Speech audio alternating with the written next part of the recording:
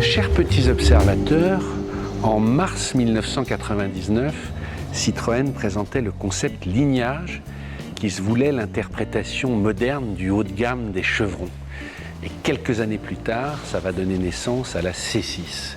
Et aujourd'hui, nous sommes au Conservatoire Citroën avec Denis Huil qui va nous raconter l'histoire de ce concept. Voilà, que vous allez pouvoir découvrir en vrai, parce que moi je l'avais vu que en photo pendant des années. Bonjour, tu vas bien, Denis? Oui, ça va, merci. La voilà, l'héritière de ma C6. Belle. Enfin, l'héritière, non, la mère. Là, oui, ouais. Tout à fait. C'est toujours imposante, majestueuse. Vraiment beaucoup de crayons à l'époque. Donc là, nous sommes en 1999. Et ce concept est présenté au Salon de Genève. Donc, quelque part pour montrer que Citroën sait aussi faire du haut de gamme et pour revenir sur le haut de gamme, même si à l'époque rien n'est décidé.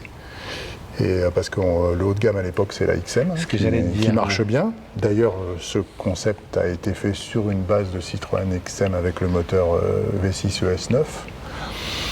Et quand tu dis ES9, c'est le 24 soupapes. C'est le 24 soupapes, le dernier, voilà, le dernier le plus performant. Parce qu'avant il y avait eu le PRV, avant 12 plus 24 soupapes, mais celui-ci il est plus rond, plus performant. Et du coup, C6, donc ça fait un petit clin d'œil à la C6 de l'époque d'André Citroën, qui était la voiture. Elle s'appelait C6 Lignage, moi j'ai dit juste Lignage. Oui, Lignage, mais c'est vrai, tu as raison, mais quelque part, on va dire C6 Lignage, Lignage, et ça va donner naissance à la C6, tu as raison. Mais c'est un clin d'œil quand même à la C6 de l'époque André Citroën, qui était le plus haut de gamme de l'époque, avec le premier 6 cylindres de la marque, à partir de 1928 jusqu'à 1932. D'accord. Moi j'ai une question à l'époque. Est-ce que c'était la réinterprétation de la DS où on disait ça ou pas? Je ne me souviens plus. Parce que c'est vrai qu'il y a toujours ce fantôme ou cette merveille qui plane. Et quand le Lignage est sorti, qu'est-ce qui était le langage officiel? C'était de dire c'est la DS moderne ou on n'y faisait pas allusion? On ne faisait pas allusion à la DS. D'accord. Et on ne faisait pas encore trop allusion à la partie historique parce que le déclenchement, vraiment... Il y a des choses qui se faisaient, mais on reparle vraiment de l'histoire. C'est 2005 avec les 50 ans de la DS et l'arrivée de la C6 sur le marché. Et donc, du coup, je me souviens très bien, le directeur général de la marque à l'époque, M. Sattinet, a dit maintenant, je veux bien. On a une gamme très complète de la C1 à la C6 et elle est digne de notre histoire. Ce qui veut dire qu'à un moment, c'est peut-être un peu moins le cas. Bon, voilà, chez les constructeurs, tout n'est pas un long fleuve tranquille. Et là, il a vraiment voulu reparler de l'histoire et il était présent aux 50 ans de la DS en octobre 2005, qui coïncidait avec le lancement de la C6. Il faut expliquer pour le public, effectivement, pendant longtemps, c'était tabou de parler de l'histoire de Citroën. Quelqu'un m'avait dit en interne, c'est un peu comme si tu as eu un père qui a tellement réussi qu'à chaque fois qu'on te voit, on te dit « Ah, ton père, ton père, ton père », il disait on en avait assez d'entendre tout le temps parler de DS. Oui, il y a même eu un discours... Voilà, c'était, on veut parler de modernité, mais pas du passé. Il y a même eu un discours de certains dirigeants disant qu'André Citroën n'était pas forcément un bon modèle, qu'il avait échoué, etc. C'est allé jusque-là. Ça allait jusque-là. Heureusement, ça n'a pas duré trop longtemps et il y a des gens au sein de la marque qui ont gardé des voitures, pas de façon toujours légale, mais on est bien content de les avoir, qui nous permet d'avoir la collection d'aujourd'hui au conservatoire. Donc il y a dès la fin des années 50 avec Jacques Vaughan-Singer, qui était le patron des relations publiques, c'est lui qui a tiré sonnette d'alarme en disant on n'a presque pas de voiture qui retrace l'histoire de la marque, même si la marque est jeune encore, puisqu'elle avait une quarantaine d'années. Il faut qu'on commence à garder des voitures et c'est là qu'on a racheté des voitures dans les années 60 plus ou moins bon état, qui ont été mises à la Ferté-Vidal, puis dans d'autres lieux, dans des usines, jusqu'au fameux sous-sol rue Vasco de Gama dans le 15e arrondissement. Je ne savais même pas ça, qui a explosé en termes de taille, où tout était mis, ou quasiment tout, et puis c'est là qu'en 1998, M. Fols, nouveau patron du groupe, a décidé, avec l'appui de Pierre Peugeot, de créer le conservatoire, et de mettre la collection ici. D'accord. Je reviens à la Lignage. Souvent, on peut voir des concept cars qui sont très loin de la réalité.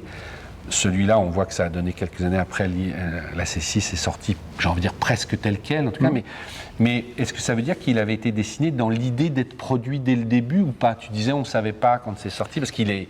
Voilà, on a l'impression de... il y avait l'idée de la produire, mais au sein de la tête de quelques personnes, mais on était loin du compte, parce que ça a été une grande bataille au sein du groupe, pour la faire exister, parce que ça demandait des investissements, il fallait revenir, il fallait être crédible, des investissements assez lourds.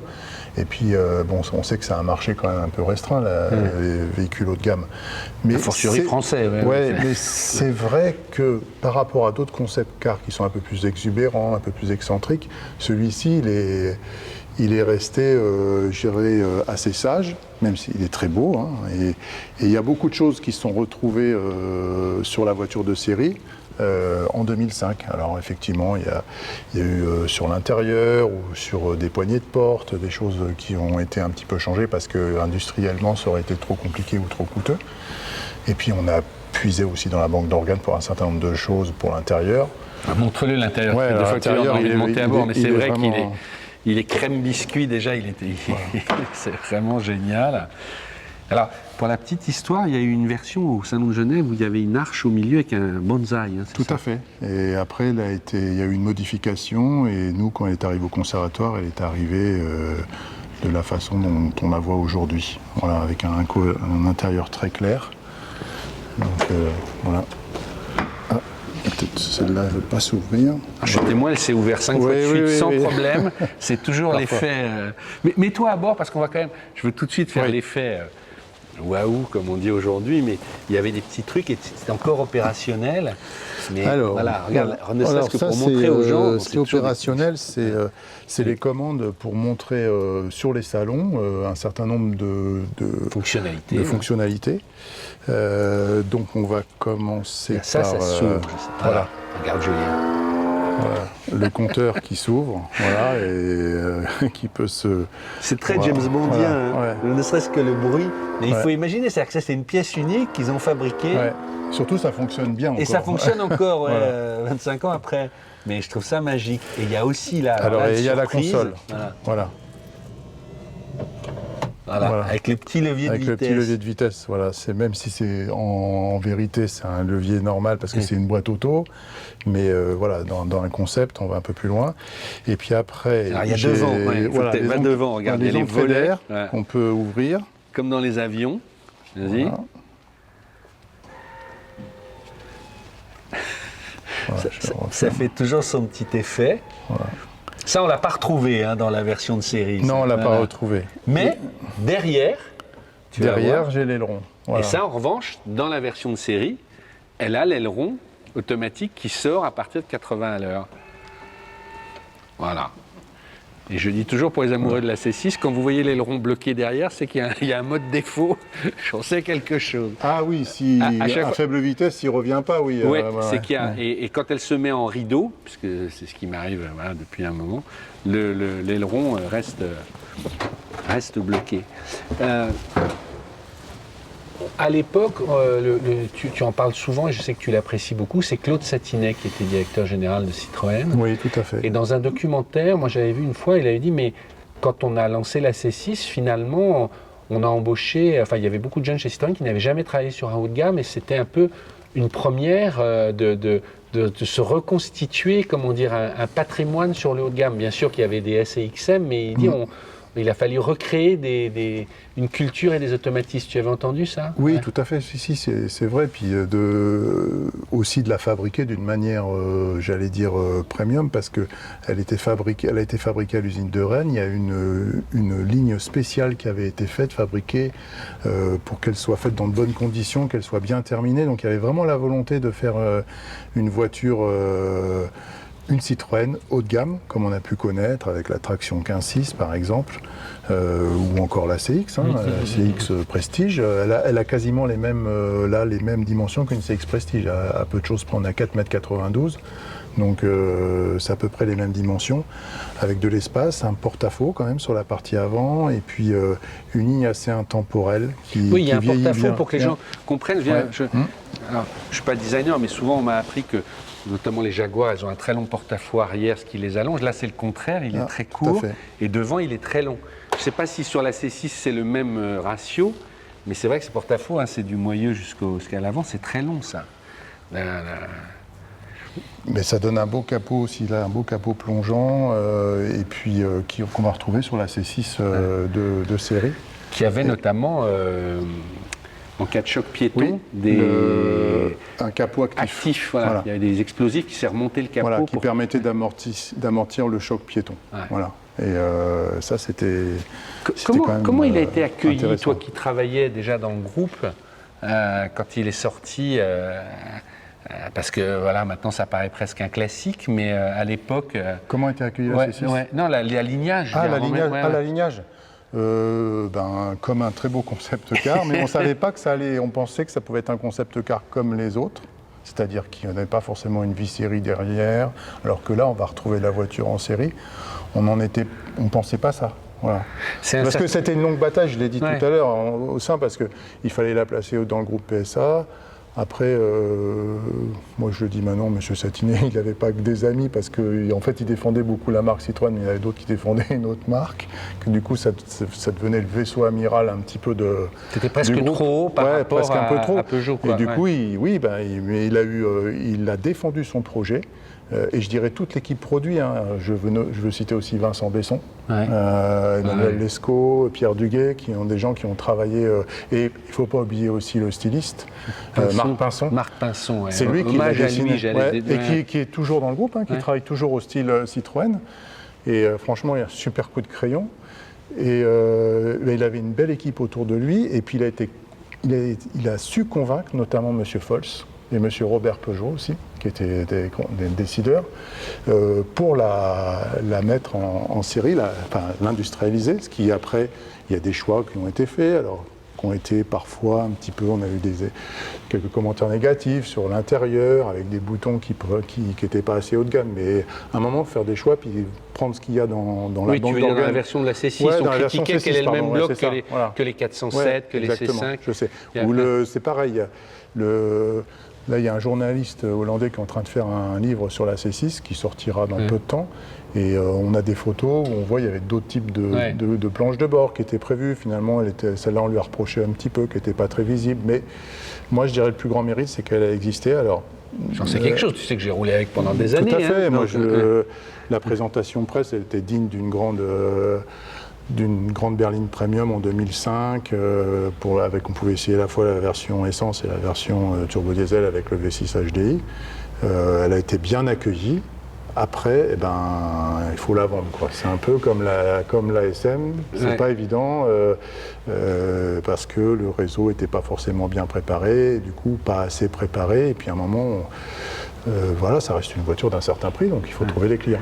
Je me souviens, le 14 juillet 2005, c'est Jacques Chirac qui, pendant le défilé, la voiture était là et il y en avait plus. Les motards étaient en chevron et il est monté dedans. Il y avait un plan d'hélicoptère.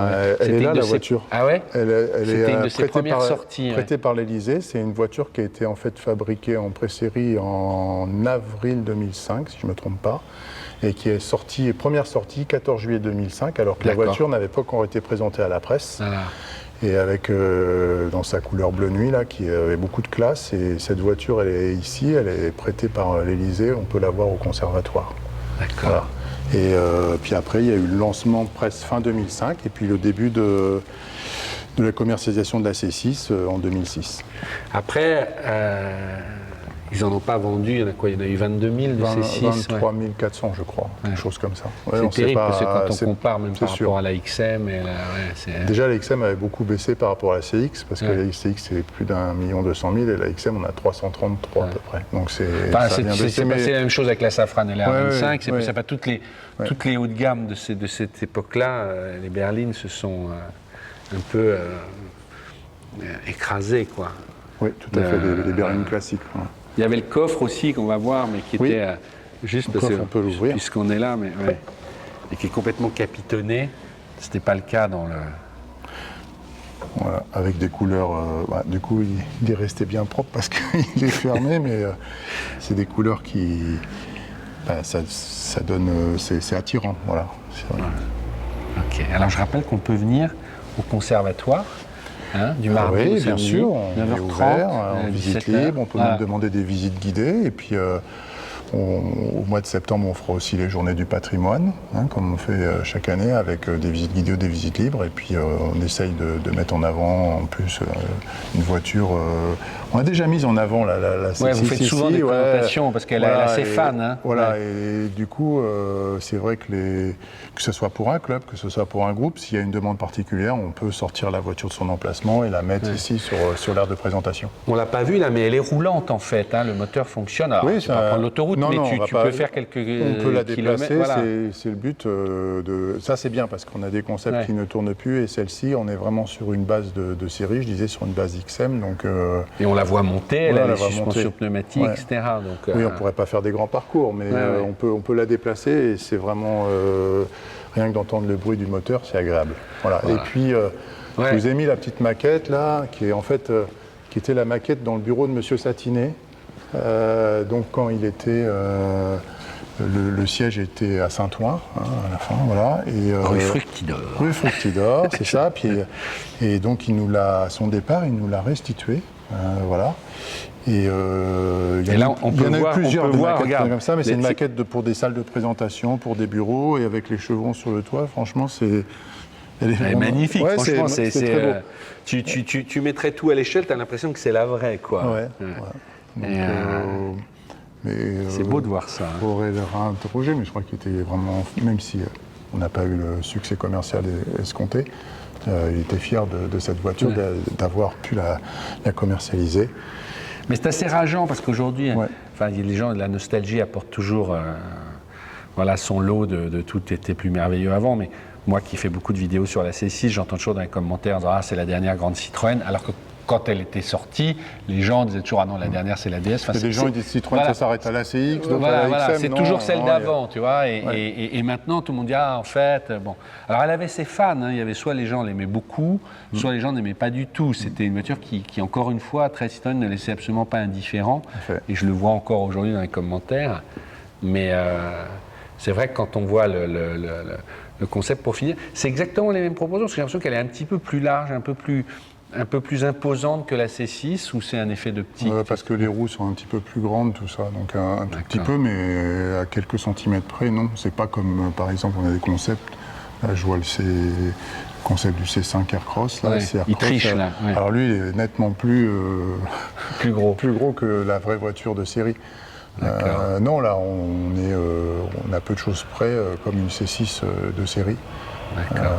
Voilà, avec des pneus Michelin, bien sûr, tous les concepts sont faits avec des pneus Michelin, un peu spécifiques, avec des petits dessins particuliers.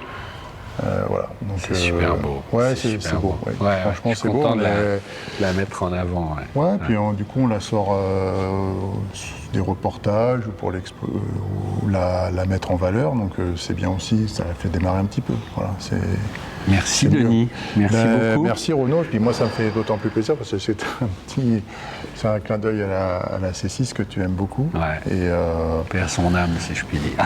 Voilà. Je ne sais pas si j'arriverai à la redémarrer. Non, je plaisante à moitié, mais bon, voilà.